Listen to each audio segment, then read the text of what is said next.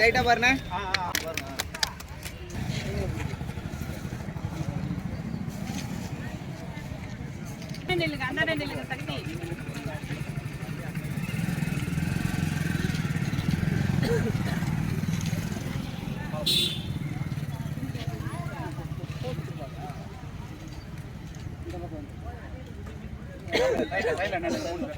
வராதானே நின்று வானே ஒதுக்கி ஒதுக்கி நிற்காதுண்ணே எல்லாரும் லைனாக நின்றுங்க அப்படியே விட இப்போ அங்கேருந்து லைன் நிற்கிங்க ஃபுல்லாக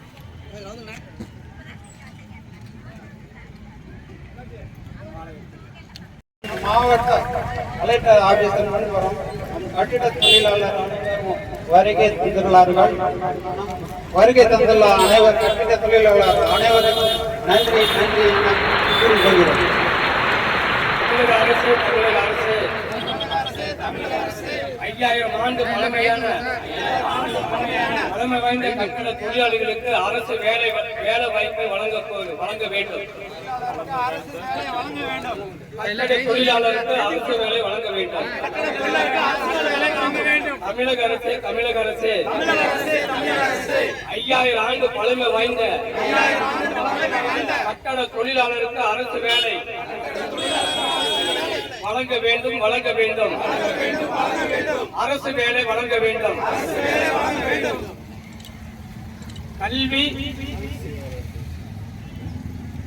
கல்லிலும் மண்ணிலும்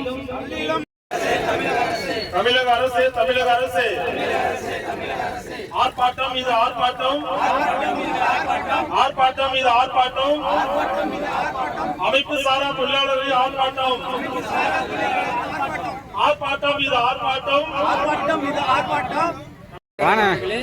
பாலசுப்ரமணியம் அவர்களே, செல்லதுரை அவர்களே, செந்தில்குமார் அவர்களே, இந்த நிகழ்ச்சிக்கு வருகை தந்திருக்கும் நண்பர் ஈஸ்வரன் அவர்களே, இந்திய தொழிலாளர் கட்சி நண்பர் கூட்டமைப்பு சார்பாகவும் ஈஸ்வரன் அவர்களே, நம்முடைய மாநில துணைத் தலைவர் தங்கவேல் அவர்களே, நாமக்கல் மாவட்டத்திலிருந்து வருகை தந்திருக்கும் சதீஷ் சரவணன் அவர்களே, இங்கே வருகை தந்திருக்கும் பொதுமக்களே, பொதுச் செயலாளர் சின்னசாமி அவர்களே, சந்திரசேகர் அவர்களே, இங்கே வந்திருக்கும் அனைத்து கட்டிட தொழிலாளர்களுக்கும் பொறுப்பாளர்களுக்கும் மகளிர் அவர்களுக்கும் அனைத்து எனது உணர்வு நன்றியை தெரிவித்துக் கொள்கிறேன்.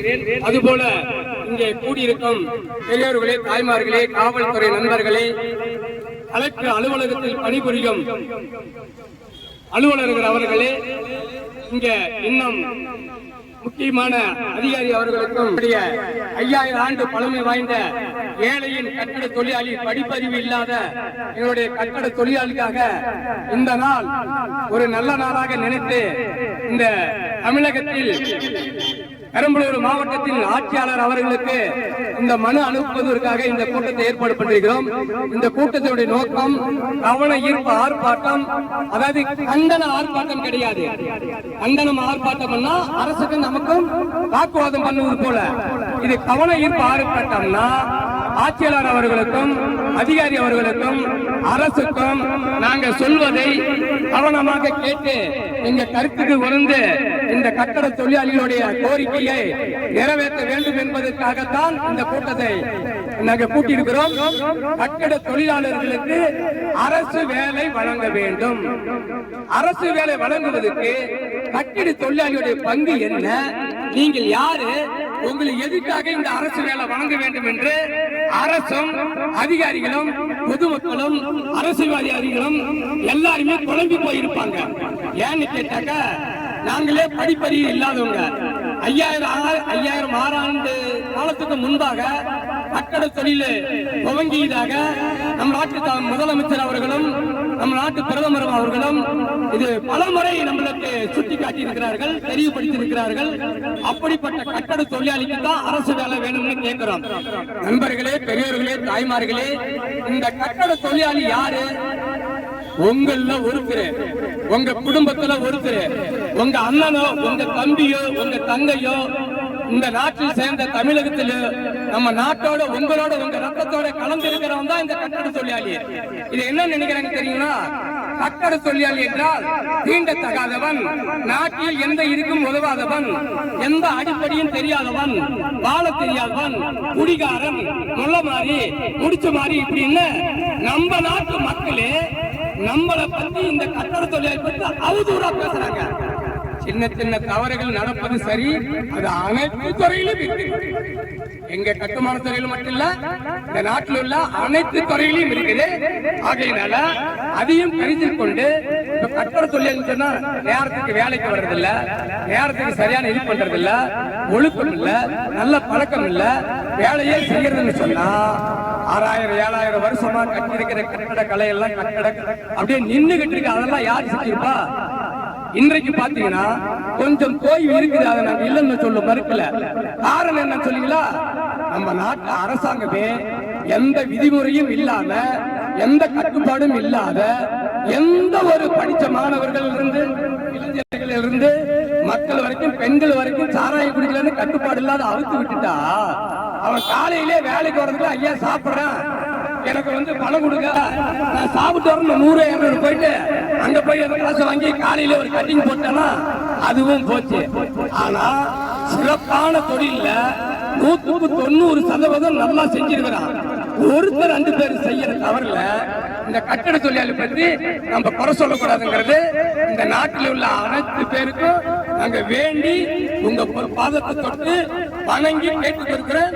எங்க கோரிக்கையை காது கொடுத்து கேட்கணும். காவல்துறையும் பத்திரிகை நண்பர்களும் எங்களுக்கு உதவி செஞ்சா மட்டும்தான் இந்த செய்தியை அரசாங்கத்துக்கு கொண்டு போக முடியும். ஏன்னு கேட்டீங்கன்னா 5000 6000 7000 10000 வருஷமா கட்டட தொழிலாளியோடைய கஷ்டம், அவன் வாழ்வாதாரம், அவன் உழைப்பு, அவன் நிலைமை எப்படி இருக்கிறதுங்கிறத யாருமே இதுவரைக்கும் நாங்க குறிப்பிடல. அரசாங்கத்தை கேட்கவும் இல்ல, கோரிக்கையும் வைக்கல. இப்ப நம்மளுடைய நாட்டு பிரதமர் ஒரு 5 ஆண்டுக்கு முன்ன ஒரு முறை, ஒரு 6 மாசத்துக்கு முன்ன ஒரு முறை, இப்ப பாத்தீங்கன்னா ஒரு 3 மாசத்துக்கு முன்ன ஒரு முறை நம்ம நாட்டு பிரதமர் ஐயா, பாரத பிரதமர் நரேந்திர மோடி ஐயா சில எங்களுக்கு கருத்துலாம் சொன்ன பிற்பாடுதான் எங்களுக்கு இந்த விஷயமே புரியுது. பாரத பிரதமருடைய வருகை என்ன தெரியுமா சொன்னது? இந்த நாட்டுல உலகத்திலேயே கட்டட கலையில, தமிழ் பேசுவதில், உலகுக்கு வழிகாட்டியதுல, குருவாக இருக்கிறதுல, அப்படி எல்லா விதத்திலையும் உலகத்துக்கே வழிகாட்டி இருக்கக்கூடிய இந்த தமிழர்கள் தான் மிக முக்கியமானவர்கள் அப்படின்னு சொல்லி ஒரு கருத்தை சொல்றாரு. அதுல என்ன பண்றாருன்னா, உலகத்துக்கு பழமை வாய்ந்த கட்டுமான தொழில் கட்டட கலை நம்ம நாட்டில் தான் இருக்குன்னு சொல்லி தமிழகத்தை தவிர வேற எங்கேயும் இல்லைங்கிறதுனால ஆராய்ச்சி பார்த்து ஒரு பிரதமர் எவ்வளவு வந்திருப்பாங்க. அதை நம்முடைய மாமல்லபுரத்துல இந்த கட்டடங்கள் இருக்குதுன்னு சொல்லிட்டு பக்கத்து மாநிலத்தில் இருக்கிற, பக்கத்து நாட்டில் இருக்கிற அதிபர், சீன அதிபரை இந்த பிரதமர் இந்த கட்டட கலையை மிக சிறந்ததுன்னு சொல்லி பெரிய ஒரு உதாரணம் கொடுத்து அறிவிச்சுட்டு போயிருக்காங்க. அதே போல நம்ம நாட்டில் 500 ஆண்டுகளா போராட்டம் பண்ணி மிகப்பெரிய அறிவார்ந்த ஜீவனுக்கெல்லாம் லட்சக்கணக்கான பேர் உயிரை கொடுத்து மிகப்பெரிய அளவுக்கு கட்டிய ராமர் கோயிலை திறக்கிறதுக்கு நம்ம நாட்டுடைய பிரதமர் 11 நாள் உண்ணாவிரதம் இருந்து 4 நாள் இருக்கும்போது நம்மளுடைய நாட்டுக்கு வர்றாரு. இந்த கட்டட கலைக்கு சிறந்த இடம் நம்ம நாடு தானே. அதுல ஸ்ரீ ரங்கநாதர் கோயில் திருச்சியில ஸ்ரீ ரங்கநாதர் கோயில் சாமி கிட்ட அவங்க நீர் எடுத்துக்கிட்டு தண்ணி கொடுத்து வேண்டிக்கிட்டு தீர்த்தம் எடுத்துக்கிட்டு ராமேஸ்வரம் போயிட்டு 22 கிணத்துல அவர் குளிச்சுட்டு அங்கேயும் தீர்த்தம் எடுத்துக்கிட்டு அங்கேயும் வேண்டுதல் வச்சுக்கிட்டு ராமர் பாலத்துக்கிட்ட அந்த கடல்ல போயிட்டு அங்கேயும் குளிச்சுட்டு வேண்டிட்டு மிகப்பெரிய அளவுல உண்ணாவிரதம் இருந்து உண்ணாம கொண்டுட்டு போய் ராமர் கோயிலுக்கு தீர்த்தம் பண்ணி தான் அந்த கோயிலை திருப்போலா பண்ணிருக்காங்க. அப்படின்னா நம்மளுடைய நாட்டு கலையும் கட்டட கலையும் எவ்வளவு வாய்ந்தது, எவ்வளவு சிறப்பு வாய்ந்தது என்பதை நம்ம நாட்டு பிரதமரே சொல்லிருக்காரு. அது மட்டும் இல்ல, இப்ப மாசம் 2 மாசம் முன்னாடி கங்கை கண்ட சோழபுரத்துல ராஜேந்திர சோழனுடைய தந்தையார் அவர்கள் ராஜராஜ சோழன் தொடங்கிய கட்டடம், அதே மாதிரி ராஜேந்திர மன்னன் கட்டி வைத்த நம்மளுடைய நாட்டு பிரதமர் ஐயா, நம்ம நாட்டு முதலமைச்சர் ஐயா ஸ்டாலின் ஐயா அவர்கள் நம்ம நாட்டுல இரும்பு தயார் பண்ணி கிட்டத்தட்ட 5370 ஆண்டு ஆகிறதுன்னு சொல்லி பிரதமர் வர்ற அன்னைக்கு ஆல்ரெடியில நிறைய ஆதாரங்களை கொடுத்து கட்டட கலையை பத்தி பின்னாடி கொடுங்க, கட்டட கலை பத்தி அவங்களும் நிறைய தமிழ்நாட்டுல மிகப்பெரிய ஆதாரத்தை கொடுத்திருக்காங்க. இப்படிப்பட்ட கட்டட கலையை சிறந்த கட்டட தொழிலாளிக்கு அரசு வேலை வேணும்னு கேட்கிறாங்க. எதுக்காக தெரியுமா? ஏன் தெரியுமா? அதாவது பாத்தீங்கன்னா இந்த நாடு முழுக்க அரசாங்கம் ஒரு சட்டம் கொண்டுட்டு வந்திருக்குது. 16 வயது வரைக்கும் நம்ம தமிழகத்தில் இருக்கிற குழந்தைகள் எல்லாம் கட்டாயம் படிக்கணும் அப்படிங்கிறதுனால அந்த சட்டத்தை கொண்டு வந்திருக்காங்க. 16 வயசு வரைக்கும் படிக்கணும்னு சொல்றாங்க. இந்த நாட்டோட சட்டத்தை நம்ம இன்னும் கொஞ்சம் தவுண்டுங்க. நம்ம நாட்டில் இருக்கிற அனைவரும் அதை ஏற்றுக்கணும். அதான் நம்மளுடைய மரபு. அதே போல இந்த நாட்டில் இருக்கிற அத்தனை பேருக்கும் பிறக்கிற குழந்தை அத்தனையுமே படிச்சிட்டு இருக்காங்க. கிட்டத்தட்ட ஒரு 50 வயசுக்கு முன்னாடி ஒரு 20% எடுக்கல, ஒரு 20% படிச்சிருப்பாங்க. ஒரு 30 வருஷத்துக்கு முன்னாடி கிட்டத்தட்ட 90% படிச்சுட்டாங்க. இந்த நேரத்துல படிக்காத பிள்ளைங்களே இல்ல. அப்படிங்கிற படிக்காத பிள்ளைங்களே இல்ல. அப்ப என்ன ஆகுது? தெருவுக்கு ஒரு பள்ளிக்கூடம் ஆரம்பிச்சாச்சு. நாடு முழுக்க பள்ளியோடும் படிச்சாச்சு. படிச்ச இளைஞருக்கெல்லாம் வேலை வேணுங்கிற சட்டம், அனைவருக்கும் கட்டாய கல்விங்கும் போது அனைவருக்கும் கட்டாய வேலைங்கிறது கொஞ்சமாவது உருவாக்கணும்ல. ஆனா இல்ல. இப்ப இந்த நிலைமை என்ன ஆகுதுன்னா, நாடு முழுக்க எல்லா மாணவர்களும் படிச்சிடறாங்க. கிட்டத்தட்ட ஒரு 20 வருஷமா ஃபுல்லா படிச்சுட்டாங்க. கட்டட வேலைக்கு சித்தாளு வேலைக்கும் பசங்களோ பெண்களோ யாராவது வந்தாதான் அடுத்த தலைமுறைக்கு இந்த கட்டட வேலை செய்யறதுக்கு ஆளு உருவாகுவாங்க. ஆனா இந்த இப்ப இருக்கிற நிலைமையில யாருமே படிச்ச இளைஞர்கள் வேலைக்கு வர்றதில்லை. அவர்களும் பெண்களோ ஆண்களோ வேலைக்கு வர்றதில்லை. அப்ப படிச்சவர்கள் என்ன நினைக்கிறாங்க? இந்த கட்டட தொழில அசிங்கமாவோ அல்லது ரொம்ப மிக கஷ்டமாவோ ஏதோ ஒரு விதத்துல ரொம்ப மோசமா நினைக்கிறாங்க. அப்படிப்பட்ட இந்த தொழில மோசமா நினைக்கிறதால படிச்ச இளைஞர் அரிசனை யாரும் அதிகம் வரமாட்டேங்கிறாங்க. அப்ப அரசாங்கம் என்ன பண்ணணும்? நிறைய படிச்ச இளைஞர்களுக்கு இந்த கட்டட தொழிலுக்கு வரணும்னா நிறைய அரசாங்கம் தான் இதுக்கு சரியான நடவடிக்கை எடுக்கணும். இப்ப பாத்தீங்கன்னா கட்டட தொழிலாளிக்கு தமிழ்நாட்டில் இருக்கிற மக்கள் யாரும் மாணவர்களே இளைஞர்களே வேலைக்கு வர்றதில்ல அப்படிங்கிற ஒரு பெரிய ஒரு தவறான கருத்தில் இருக்குது. அது மட்டும் இல்லாம வேலைக்கு ஆள் இல்லைங்கிறதுனால பெரிய பெரிய முதலாளிகளும் இன்ஜினியர்களும் கட்டட வேலை செய்யற மேஸ்திரிகள்லாம் வேலையை கோடிக்கணக்கான ரூபாய் போட்டு வேலையை எடுத்துடுறாங்க. அப்ப அந்த வேலை செய்யறதுக்கு ஆள் இல்லாததுனால, நம்ம நாட்டுல ஆள் கிடைக்காதனால என்ன பண்றாங்கன்னா, இந்த நாட்டிலேயே போயிட்டு எல்லாருமே இப்ப வேலை இந்த வேலை ஆளு பற்றாக்குறையாதனால வெளி மாநிலத்தில் போயிட்டு பணம் கொடுத்து தங்கறதுக்கு இடம் கொடுத்து சாப்பிடறதுக்கு உணவும் கொடுத்து வெளி மாநிலத்தில் இருக்கிறவங்கள நிறைய கொண்டுகிட்டு குமிக்கிறாங்க. இது ஏற்கனவே ஆரியர்கள் வந்தார்கள், இங்க நிறைய பதிப்பிட்டாங்கன்னு சொல்லி இந்த ஒரு அறிக்கை இருக்குது. அதே மாதிரி திராவிட நாடு தமிழருக்கு எதுவுமே இல்லைன்னு சொல்லி ஒரு அறிக்கை கொடுக்குது. அப்ப இந்த நிலைமை நீடிச்சா வர வெளி மாநிலத்துக்காரங்க நிறைய வந்துட்டாங்கன்னா அப்ப நம்ம நாட்டுக்காரங்க எல்லாம் திரும்ப எங்க போறது, எப்படி இடம் பட்டோம், என்ன ஆகுங்கிறத இந்த நாட்டு அரசும் அதிகாரிகளும் சிந்திச்சு நிறைய செயல்பட வேண்டியது இருக்கு. அப்ப என்ன ஆகுதுன்னா, கட்டட தொழிலாளிகளுக்கு அரசு வேலை வழங்கினாதான் ஒரு பக்கம் படித்த இளைஞர்கள் வேலை இல்லைன்னு வேலை தேடிட்டு அலையிறாங்க, வீட்டுலயே உட்கார்ந்து இருக்காங்க. இன்னொரு பக்கம் வேலைக்கு ஆள் இல்ல, பெரிய பெரிய முதலாளிகளா வெளி மாநிலத்தில் போயிட்டு பணத்தை கொடுத்து ஆளை கொண்டு இங்க சேர்க்கறாங்க. அப்ப நம்ம நாட்டு மாற இன்னும் ஒரு 20 வருஷம் போனா இவன் எந்த நாட்டுக்கு போறது, எங்க வேலை இல்லாம போறது, எங்க தேர்றது? இப்ப இந்த நிலைமை நீடிச்சா தமிழகத்துக்கு பெரும் ஆபத்து, பேராபத்து வந்துடும். அப்ப நம்ம நாட்டுல இருக்கிற எல்லாருமே என்னடா கட்டட தொழில் சாதாரண ஒரு இதுதானே, இதெல்லாம் நமக்கு என்ன வந்துட போகுதுன்னு யோசிக்காம, அதாவது அரசு அதிகாரிகளும் கட்டட வேலை செய்யக்கூடிய இன்ஜினியர்கள் ஆகட்டும், முதலாளிகள் ஆகட்டும், கான்ட்ராக்டுக்காரங்களாகட்டும், கட்டட வேலை செஞ்சு முதலாளியா இருக்கக்கூடிய மேஸ்திரிகள் ஆகட்டும், அனைவரும் நீங்க சிந்திச்சாதான் இது சரியான நடவடிக்கை எடுக்க முடியும். இன்னைக்கு நம்மளுக்காக இந்த வேலையை செய்ய தேவையில்ல, நாம எப்படியோ எல்லாம் வாழ்ந்துட்டோம், பிடிச்சிட்டோம்.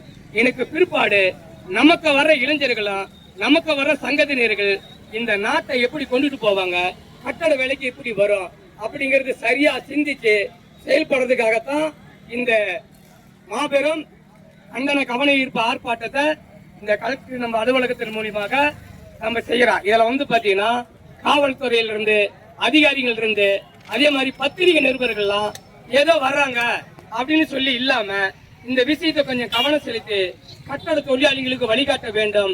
பத்திரிகை நண்பர்கள்லாம் செய்தி கொண்டு போய் அரசாங்கத்துக்கும் மக்களுக்கும் தெரியப்படுத்த வேண்டும் என்று மிக அன்போடு கேட்டுக்கொள்கிறேன். சரி, வேலை எப்படி வரும்? இதுக்கு முன்பாக நம்முடைய நாட்டுல சாலை பணியாளர்கள் சொல்லிட்டு அரசாங்க ஒப்பந்த பணியில வேலை கொடுத்திருக்காங்க.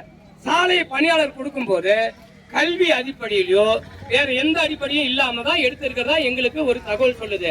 அதே போல பாத்தீங்கன்னா அதுக்கு பிற்பாடு பாத்தீங்கன்னா இப்ப வந்து ஈபில வந்து கம்பம் நடுவாங்க, தினக்கூலிக்கு போவாங்க. கூலி நோண்டுறது, கம்பம் தூக்கிட்டு போறது, கம்பம் நடுறது. அவங்களுக்கு பாத்தீங்கன்னா சர்வ் பண்ணும் போது ஐடில படிச்சவங்களுக்கு வேலைக்கு வச்சுக்கிட்டா அவ வேலை கத்துக்கிறதுக்கு 5 வருஷத்துக்கு மேல ஆயிட்டான். இப்ப வேலை நிறைய இருக்குது. இந்த வேலையை நம்ம எப்படியா சரிப்படுத்தி கூட்டு மக்களுக்கு வந்து சரி பண்ணி தரணும்னா நம்ம வேலை தெரிஞ்சவனு வைக்கணும்னு சொல்லிதான் எந்த கல்வி அடிப்படையும் படிப்பு அடிப்படையும் கணக்கு வைக்காம ஈபில இருக்கிறவங்களை கூப்பிட்டு இந்த அரசாங்க ஒப்பந்த அடிப்படையில மிகப்பெரிய அளவுக்கு வேலை கொடுத்திருக்காங்க. அதுக்கு நல்ல சம்பளமும் கொடுத்திருக்காங்க. இப்ப அதே பாத்தீங்கன்னா தாய் சேய் நல விடுதி, அதாவது செவிலியர் ஹாஸ்பிட்டல் பாத்தீங்கன்னா 10 வருஷம் 20 வருஷம் வேலை செஞ்ச பெண்களுக்கு அந்த கூட்டுறவங்க பெருக்கிறவங்க சொல்லிட்டீங்களா, அவங்களுக்கு எல்லாம் பாத்தீங்கன்னா ஒரு ஆஸ்பத்திரியில 10 to 15 பேர் 20 பேருக்கு அரசாங்க வேலை கொடுத்திருக்காங்க. அதே மாதிரி ஆஸ்பத்திரியில வேலை கொடுத்திருக்காங்க. இப்படி பாத்தீங்கன்னா துப்பர் பணியாளர்களுக்கு நிறைய வேலை கொடுத்திருக்காங்க. இப்படி எண்ணற்ற வேலையெல்லாம் அரசாங்கம் ஏற்கனவே கொடுத்திருக்கு. 5000 ஆண்டு 6000 ஆண்டுக்கு முன்பாக இருந்த இந்த கட்டட தொழிலாளி இவ்வளவு கஷ்டப்பட்டு இந்த நாட்டுக்காகவும் நாட்டு மக்களுக்காகவும் தான் அவனுடைய வேர்வை செஞ்சு உயிரை கொடுத்து எந்த ஒரு பலனும் எதிர்பார்க்காத வேலை செய்யறான். அவங்களுக்கு அரசாங்கம் சரியான நடவடிக்கை எடுத்து அரசாங்க வேலை கொடுக்க வேண்டும் என்று கேட்டுக்கொள்கிறேன். எப்படின்னு கேட்டீங்கன்னா இப்ப மாநகராட்சி, பேரூராட்சி, நகராட்சி இப்படிப்பட்ட இடத்துல ஏற்கனவே ஒரு சட்டம் இருக்கு. இப்ப நீங்க அப்படி குறுக்கால வீதியோ அல்ல ரோடோ தெருவோ கட் பண்ணிட்டா அந்த கட் பண்ணி போடுறதுல அதுக்கு வந்து மண்ணை போட்டு ஜல்லி போட்டு சிமெண்ட் போடணும் அப்படிங்கிற சட்டம்லாம் ஏற்கனவே இருக்குது, நிறைய சட்டங்கள்லாம். அப்படி இருக்கும்போது இப்படி இருக்கக்கூடிய சட்டத்துல ஏன்னா இப்ப 1 கோடி ரூபாய் போட்டு ஒரு கட்டடம் கட்டுறாங்க, பராமரிப்பு இல்லாத அந்த கட்டடம் ஒரு 40 வருஷம் 30 வருஷத்துல அழிஞ்சிச்சுன்னு வச்சுங்க. அப்ப அது என்ன ஆகும்? அடுத்தது 10 கோடி ரூபாய் போட்டு கட்ட வேண்டிய சூழ்நிலை வரும். அப்ப அந்த 1 கோடி ரூபாய் போட்டு கட்டின கட்டடத்துல அரசாங்கம் அந்த பராமரிப்புக்குன்னு ஒரு ஆளை போட்டா ஒரு 20,000 25 லட்சம் செலவாகும். அப்ப அந்த வேலை வந்து நீண்ட காலத்துக்கு ஒரு 30 வருஷம் வரக்கூடிய கட்டடம் 100 வருஷத்துக்கு வரும். அப்ப அரசாங்கத்துக்கு லாபம், கட்டட தொழிலாளிக்கு வேலை கொடுத்த மாதிரி இருக்கும். இப்படி பல விதத்துல இது இருக்குது. அதே போல பாத்தீங்கன்னா அரசாங்கத்துக்கு இன்னொன்னு நாங்க தெளிவுபடுத்திக்கிறோம். கிட்டத்தட்ட ஒரு 40 ஆண்டுக்கு முன்னாடி கட்டட தொழிலாளிகளுக்கு அரசு வேலை இது நலவாரிய வேணும்னு சொல்லி நம்ம தமிழகத்தில் இருக்கிறவங்க எல்லாம் முன்னோட்டிகள்லாம் இந்த கட்டட தொழிலாளிக்கு பணம் கொடுக்கணும், விபத்து பணம் கொடுக்கணும், நலவாரியம் கொடுக்கணும்னு சொல்லிட்டு போராட்டம் பண்றாங்க. அப்போது இருக்கிற ஆட்சியாளர்கள்லாம் அவங்க எல்லாம் சண்டை போடுறாங்க, பிடிக்கிறாங்க, அரெஸ்ட் பண்றாங்க. 3 மாசம் 1 மாசம் எல்லாம் இருக்கிறாங்க, வெளியே வர்றாங்க. திரும்ப ஏதோ ஒரு விபத்து ஆகுது. அந்த விபத்தை பாக்குறாங்க முதலமைச்சர். பார்த்த உடனே இது கடுமையான பிரச்சனையாட்டா இருக்குன்னு சொல்லிட்டு பார்த்துட்டு உடனே என்ன பண்றாங்க, முதலமைச்சர் 10,000 ரூபாய் கொடுக்குறாங்க அந்த ஆபத்தான வேலை சொல்லிட்டு. அடுத்தது ஜெயலலிதா இருக்கும்போது நலவாரியத்தை 1994ல 24ஆம் தேதி 4வது மாசத்துல அப்போதைய பிரதமர் நரசிம்ம ஐயா மூலியமா நம்மளுடைய முன்னாள் ஜெயலலிதா அம்மா இந்த கட்டுமான நலவாரியத்தை கொண்டு வராங்க. அப்ப என்னன்னா கட்டட தொழிலாளிகள்லாம் நலவாரியம்னா சொல்ல தர முடியாது சொல்லி அடிச்சு முழுக்க அரசாங்கத்தான் ஒரு 10 ஆண்டு கழித்து புரிஞ்சுக்கிட்டு கட்டட தொழிலாளிக்கு நலவாரியம்னு ஒண்ணு கொண்டு வந்து இன்னைக்கு கிட்டத்தட்ட 25-30 வருஷம் ஆகுதுங்க. 2000ல இருந்துதான் அமைப்பு சரான்னு ஒண்ணு கொண்டு வந்தாங்க. அதாவது 1999 ஆரம்பிச்சு 2000ல இருந்து அமைப்பு சரான்னு கொண்டு வந்தாங்க.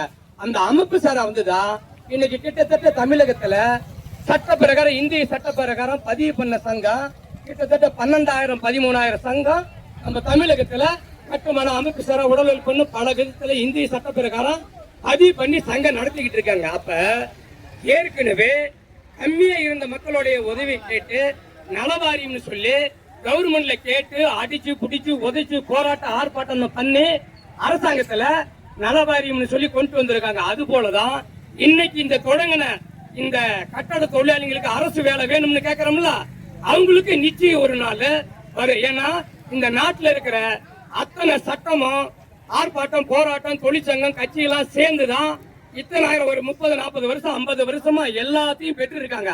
ஆனா கட்டட தொழிலாளிக்கு படிப்பறிவு இல்லாதனால இந்த கட்டட தொழிலாளிக்கு அரசு வேலை வேணும்னு மற்ற எதுவும் கேட்கல. ஆனா இந்த நாட்டு மக்களை காப்பாற்ற வேண்டும்னா கட்டட தொழில் என்பது மிகப்பெரிய அளவில் இருக்கு. உண்ண உணவு, ஒடுக்க உடை, இருக்க இடம், இந்த 3 தொழிலுக்கும் முதல் தொழில் விவசாயம் என்று சொன்னாலும் கூட இருக்கிறதுலயே மிக பெரிய அளவுக்கு இருக்கக்கூடியது உழைப்புல அதிகமா கட்டட தொழில் தான். விவசாயத்தை குறை சொல்ல முடியாது. ஏன்னு கேட்டீங்கன்னா நான் வாழ்றது அதனாலதான். இப்ப விவசாயம் என்பது மிக முக்கியம், அதே மாதிரி நெசவுங்கிறது முக்கியம். ஆனாலும் அதுக்கு எல்லாமே கட்டுப்பாடா இருந்தா கட்டட தொழிலாளிங்கிறது அதை விட மிக முக்கியம். ஏன்னா பொருளாதார ரீதியாக எல்லாமே அதை பண்ணா மட்டும்தான் அத்தனையும் அதை அந்த கிடங்கு கட்டுறது, ஹாஸ்பிட்டல் கட்டுறது, படிக்கிற மாணவர்கள் எல்லாம் காலேஜ் கட்டுறது, பிறக்கிற குழந்தைங்களுக்கு ஹாஸ்பிட்டல் கட்டுறது, இந்த மாதிரி கலெக்டர் அலுவலகம், பிரதமர் அலுவலகம், முதலமைச்சர் அலுவலகம்னு சொல்லி ஆண்டி முதல் அரசர் வரைக்கும் கை வைக்காத இருக்கக்கூடிய கட்டட தொழிலாளி இல்லாத இடமே இல்லை. அப்படிங்கும் போது உங்க அண்ணனோ தம்பியோ யாரா இருந்தாலும் உங்க கட்டட தொழிலாளி தான். நீங்க அவங்கள அசிங்கப்படுத்துறதுனால அது உங்களுக்கும் சேர்ந்துதான் எங்களுக்கும் சேர்ந்துதான். ஆகையினால கட்டட தொழிலாளிகளுக்கு அரசு வேலை வழங்குவதற்கு 100% இல்ல 1000% வாய்ப்பு இருக்குது. அது முதல்ல கேட்கறதுக்கு ஒரு மாதிரியா இருக்கும். கிட்டத்தட்ட பாத்தீங்கன்னா இந்த செல்லு உருவாக்கி ஒரு 25 ஆண்டு இருக்கும். அதுக்கு முன்னாடி இந்த செல்லுல அலோன்னா சென்னை, கோவை, அமெரிக்கா இப்படி நாடு முழுக்க அலோன்னா உடனே பேசணும்னு யாரும் நம்பி இருக்க மாட்டாங்க. யாரோ ஒரு தனி மனிதன் உழைப்பால உருவாக்கப்பட்ட இந்த செல்லு இன்னைக்கு அரசாங்கம் முதல் எத்தனையோ பேர் அதிகாரி வரைக்கும் இதெல்லாம் நிறைய விவரம் பண்றாங்க. அதே மாதிரி பேசவே தெரியாத பெண்கள் கூட இந்த போனை வச்சுக்கிட்டு நிறைய இந்த செல்போனு உலகத்துக்கு நல்லதும் பண்ணுது, கெட்டதும் பண்ணுது. 100க்கு 100 நல்லதுதான் பண்ணுது, அது கெட்டதை பயன்படுத்த எடுத்துக்க வேணாம். அப்படிப்பட்ட நிறைய தகவல் எல்லாம் நாட்டுல நிறைய இருக்கு. அதனால கட்டட தொழிலாளிக்கு அரசு வேலை வழங்க வேண்டும் என்று கேட்டுக்கொண்டு அதே போல இந்த கோரிக்கையின் நோக்கம் பார்த்தீங்கன்னா 40 ஆண்டு காலமா திறன் மேம்பாட்டு மூலியமா கட்டட தொழிலாளிகளுக்கு பல விதத்துல பயிற்சி முகாம் கொடுத்துருக்காங்க, பயிற்சி நடத்திட்டு வந்திருக்காங்க. எங்களுடைய ஆய்வின்படி ஒரே 1% கூட அது வெற்றி பெறல. காரணம் அவங்க கொடுக்குறாங்க, ஏதோ ஒரு விதத்துல வியாபாரம் பண்ணிட்டாங்க, அப்படி இப்படி போயிடுச்சு. ஆனா நாம சொல்றது என்னன்னா, இப்ப உலகத்துல நம்ம நாட்டுல இருக்கிற அத்தனையும் குல தொழில் எல்லாம் கூட ஐடி பாலிடெக்னிக் வாயிலாக இந்த தொழில் கல்வி எல்லாமே தெரிஞ்சிருக்கிறாங்க. அப்படி எல்லா தொழிலையும் ஐடிலையும் பாலிடெக்னிக்லயும் கொண்டு வந்தாங்க. கட்டட தொழிலாளர் மட்டும் அதுல எண்ணிக்கல. இப்ப இந்த ஐடி பாலிடெக்னிக் கட்டட தொழிலாளர் கொண்டு வந்து அதில் ஏன்னா இன்னும் ஒரு 20 வருஷம் 30 வருஷம் வந்தா படிக்காத மாணவரே இருக்க மாட்டான். அப்ப படிச்சவன் செய்யணும்னா படிச்சவன் 1% இந்த இதுக்குள்ள வந்தா மட்டும்தான் இந்த வேலை நடக்கும். அப்ப கல்வித்துறையில ஆராய்ச்சி பார்த்து அதிகாரிகளும் சிறந்த அதிகாரிகளும் அரசுகளும் இதுக்கு கட்டட தொழிலுக்கு அரசு வேலை வழங்குவதற்கு ஒரு வாய்ப்பு. அதனால ஐடி பாலிடெக்னிக் மூலியமாக இங்க கல்வி தொழிலாளியை சேர்த்து அரசு வேலை வழங்குமாறு கேட்டுக்கொள்கிறேன். ஒண்ணு. ரெண்டாவது பாத்தீங்கன்னா இப்ப நம்மளுடைய தமிழ்நாடு அரசு இந்த ஏற்கனவே கட்டட தொழிலாளி சொல்லி ஆரம்பிச்சு அந்த கட்டட தொழில் மூலியமா நலவாரியத்தை உருவாக்கி அதன் மூலியமா 17 நலவாரியத்தை உருவாக்கி அமைப்பு சார்ன்னு சொல்லி இன்னைக்கு 18 நலவாரியமாக இருக்கிறது. ஆனால் முதல் முறையாக உழவர் பாதுகாப்பட்டன்னு சொல்லி பதிவு பண்ணாங்க. அந்த உழவர் பாதுகாப்பட்டதை உழவரை மட்டும்தான் பதிவு பண்ண சொல்லி அரசு அதிகாரம் கொடுத்திருந்தாலும் அவங்க அப்போதைக்கு எல்லாத்தையும் பதிவு பண்ணிட்டாங்க. அது குடும்ப அட்டையே வந்துருச்சு. அப்ப என்ன பண்ணாங்கன்னா அதை ஆரம்பத்துல இப்போதைக்கு கடற்கல போட்டாங்க, இருக்கிற கொஞ்சம் நஞ்சம் பண்றாங்க. ஆனா கட்டட தொழில மிக பெரிய அளவுக்கு அமைப்பு சாரா மூலியமா நிறைய எல்லாம் கட்டுமானது மூலியமா பணம் இது போயிட்டு இருக்கு. அப்ப நலவாரியத்துல அமைப்பு சாரா நலவாரியத்துக்கு போயிட்டு நம்ம கொடுத்தோம்னா, எப்ப நீங்க உழவர் பாதுகாப்பட்டையில பணம் வாங்குனீங்களா வாங்கலையா அப்படின்னு போய் நீங்க எல்லா இடத்துலயும் போய் நீங்க எல்லாம் பதிவு பண்ணிட்டு வாங்கன்னு சொல்லி இந்த தொழிலை படிக்காத தொழிலாளியை அலக்கடிக்கிறாங்க அங்கேயும் கொண்டு போய். அப்ப அரசாங்கம் என்ன பண்ணோம்னா, ஏற்கனவே நலவாரியம் நல்லா போயிட்டு இருக்கு. உழவர் பாதுகாப்பு திட்டம் சமூக நல பாதுகாப்பு திட்டம் தான் உழவர் நல பாதுகாக்க ஆரம்பிச்சாங்க. கட்டுமானத்தையும் சமூக நல வாரிய திட்டம்னு கொண்டு வந்துட்டாங்க. இரண்டும் ஒரே தரப்பா இருக்கிறதுனால சமூக நல வாரியத்தின் அடிப்படையில உழவர் பாதுகாப்பட்டைய கட்டுமானம் அமைப்பு சாரா தொழிலாளர் நல வாரியத்தை 18 நலவாரியமா இயக்கிறதோட 19 நலவாரியமாக இந்த உழவர் பாதுகாப்பட்டையை இணைக்க வேண்டும் என்று அரசுக்கும் அதிகாரிகளுக்கும் பத்திரிகை நண்பர்களுக்கும் இதை தகவலை கொண்டு சேர்க்க வேண்டும். அவனுக்கு கல்யாணம் ஆனவனும் இருக்கிறான், ஆகாதவனும் இருக்கிறான். கல்யாணம் ஆகி குழந்தை இருக்குது இல்லாம இருக்குது. ஒரு தொழிலாளி 40 வயசு வரைக்கும் வேலை செய்யறான். 40 வயசுக்கு மேல அவர் எந்த உதவியுமே இந்த அரசாங்கத்துல நலவாரியத்துல வாங்கல. அப்ப என்ன பண்றான், அரசாங்கம் நமக்கு ஏதாவது உதவி செய்யும்னு சொல்லிட்டு ரினியூவல் பில்லுக்கு நலவாரியத்துல எனக்கு பென்ஷன் கொடுக்குன்னு கேட்கறான். நீ இந்த 60 வயசு ஆகும் போது உனக்கு ரினியூவல் இல்ல அப்படின்னு இந்த நலவாரியத்துல நிராகரிக்கிற. அதே மாதிரி இறந்து போயிடறான். இறந்து போயிட்டா 60 வயசுல உனக்கு வந்து ரினியூவல் இல்லைன்னு நிராகரிக்காங்க. தயவு செய்து நம்மளுடைய அரசாங்கத்துக்கு நாங்க வேண்டி கேட்டுக்கொள்வது ஒண்ணு, இந்த நாட்டுக்காக உழைக்கிற கட்டட தொழிலாளி 60 வயசுக்கு மேல அவன் பென்ஷன் இல்லைன்னா இந்த நலவாரியத்துல பதிவு பண்ணதுல எந்த கட்டட தொழிலாளிக்கு நலவாரியத்து மூலியமா நீங்க இந்த பென்ஷனும் இயற்கை மரணம் இயற்கை உதவி எப்போது வழங்கணும்னு கேட்டுக்கொள்கிறோம்.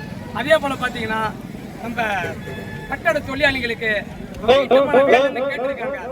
அரசாங்கத்துல பாத்தீங்கன்னா நாங்க கிட்டத்தட்ட இந்த 10,000 5,000 வருஷமா வேலை செஞ்சுட்டு வர்ற எங்களுக்கு பல வீட்டை பார்த்தாங்க வீடு கட்டணும் குடி இருக்கணும்னு ஆசை இருக்காதா, எங்க பொண்டாட்டி பிள்ளைங்களும் அதை நினைக்காதா? அப்படிப்பட்டவங்களுக்கு பாத்தீங்கன்னா நிறைய பேருக்கு வீடு கட்டி தர்றோம், வாடகை நிலமே இல்லாத வாடகை வீட்டுல தான் வருஷ கணக்கில் இருக்கிறாங்க. 10,000 20,000 வருஷமா அப்படிதான் இருக்கிறாங்க. அப்ப அரசாங்கம் இப்ப நமக்கு ஏற்கனவே மத்திய அரசாங்கம் நம்மளுடைய குடிசை மாற்று மூலியமாக அடுக்குமாடி கட்டடம் வந்தது சொன்னாங்க. ஆனா அதை வந்து வேற விதத்துல பயன்படுத்த கட்டட தொழிலாளிகளுக்கு எந்த பலனும் இல்லாம போட்டாங்க. அரசாங்கம் அடுக்குமாடி கட்டடத்துக்கு வீடு நிலம் இல்லாதவங்களுக்கு கட்டட தொழிலாளிக்கு அடுக்குமாடி கட்டடம் மூலியமாக வீடு கட்டி தர வேண்டும் என்று அன்போடு கேட்டுக்கொள்கிறோம். அதே போல பல விதத்துல அரசாங்கம் எல்லாத்துக்குமே லோன் தராங்க. இப்ப நம்ம நாட்டில் இருக்கிற இந்த கட்டட தொழிலாளிகளுக்கு அவன் தொழில வளம் பெறணும்னா கட்டட தொழிலாளிகளுக்கு எந்த லோனுமே தரல. அதனால கட்டட தொழிலாளிகளுக்கு தொழில் கடன் வழங்க வேண்டும். அதனால அந்த தொழில் கடன் வளர்ந்தாதான் நாங்க எல்லாம் கொஞ்சம் முன்னேற முடியும். இப்ப பாத்தீங்கன்னா வெளி மாநிலத்துக்காரன் வராங்க, 2-3 வருஷம் அந்த ராவாப்பால வேலை செய்யற மாதிரி உங்களுக்கு கண்ணுக்கு தெரியுது. அவங்க பல விதத்துல இது பண்ணிட்டு இப்ப எல்லாமே ஒவ்வொரு நாட்டுல இருக்கிற சிட்டி லெவல்ல அத்தனை பேருமே அவங்க பணக்காரன் ஆகிட்டாங்க, சேட் ஆகிட்டாங்க, முதலாளி ஆகிட்டாங்க. நாங்க 40-50 வருஷமா கட்டட தொழிலாளி இன்னும் தொழிலாளியாவே தான் இருக்கிறோம். அப்ப நம்ம நாட்டுல இந்த கட்டட தொழிலாளிக்கு அரசாங்கத்துக்கு நமக்கு தொடர்பு இல்லையா? நம்ம எண்ணி பார்த்து கட்டட தொழிலாளிக்கு உதவி வழங்க கடன் உதவி வழங்க வேண்டும் என்று கேட்டுக்கொண்டு இன்னும் நிறைய பேச வேண்டியது இருப்பதனால கலெக்டரோட மனு கொடுத்துட்டு அப்புறம் இன்னொரு முறை தெளிவா தெளிவுபடுத்துறோம் அப்படிங்கிறதுக்காக சொல்லி எங்களுக்கு வாய்ப்பு அளித்த காவல்துறை நண்பர்களுக்கும் பத்திரிகை நண்பர்களுக்கும் அதிகாரிகளுக்கும் பெருமக்களுக்கும் உங்களுடைய அன்பான உங்க இதயத்தை தொட்டு நாங்க வேண்டிக் கொண்டு எங்களுக்கு மிகுந்த ஒரு ஆதரவு வழங்க வேண்டும். குறிப்பா பத்திரிகை நண்பர்கள் எங்களுக்கு வழங்க வேண்டும். கட்டட தொழிலாளிக்கு அரசு வேலை வழங்குவது 100க்கு 1000% இருக்குது. வந்து போட்டுக்கலாம். 1000% இருக்குதுன்னு சொல்லி நீங்க வாய்ப்பு வழங்க வேண்டும் என்று கேட்டு இந்த வாய்ப்புக்கு நன்றி கூறி விடைபெறுகிறேன். நன்றி, வணக்கம். இன்னும் ஒரு குறிப்பு சொல்றேங்க, இது ஒரே குறிப்பு மட்டும்தான். கட்டட தொழிலாளிகளுக்கு மன்னர் காலத்திலேயே கட்டுமானம் கட்டுறதுல அந்த வீடு கட்டுற இதுல ஒரு % பணம் வந்துகிட்டு இருக்கு.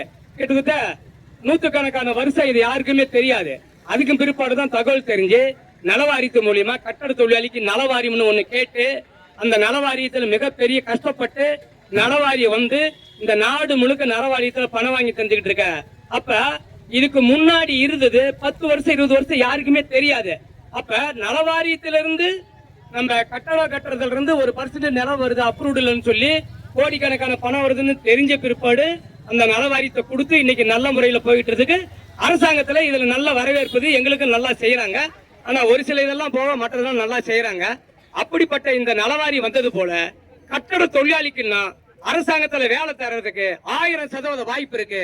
ஆகையினால சிந்திச்சு அரசாங்கம் இந்த ஏழை கஷ்டப்படக்கூடிய ரத்தம் சிந்து வேர்வை சிந்து உயிரை கொடுத்து வேலை செய்ய எங்க கட்டட தொழிலாளிகளுக்கு அரசு அங்கீகாரம் வழங்க வேண்டும் என்று கேட்டுக்கொண்டு வாய்ப்புக்கு நன்றி கூறி எங்களுடைய மாவட்ட இத்தனைய வேலைகளை செய்த எங்க மாவட்ட தலைவர்களுக்கு செயலாளர்கள் மாவட்ட மவளரணி கலைச்செல்வி அவர்களுக்கும் இங்க வந்திருக்கிற அனைத்து நண்பர்களுக்கும் நன்றி கூறி குறிப்பா நம்ம கட்சி தலைவர் ஈஸ்வரனுக்கும் நன்றி கூறி விடைபெறுகிறேன். நன்றி, வணக்கம். கட்டிட தொழிலாளர் நம் கவனஈர்ப்பு ஆர்ப்பாட்டத்திற்கு கலந்து கொள்ளும் அனைவருக்கும் நன்றி.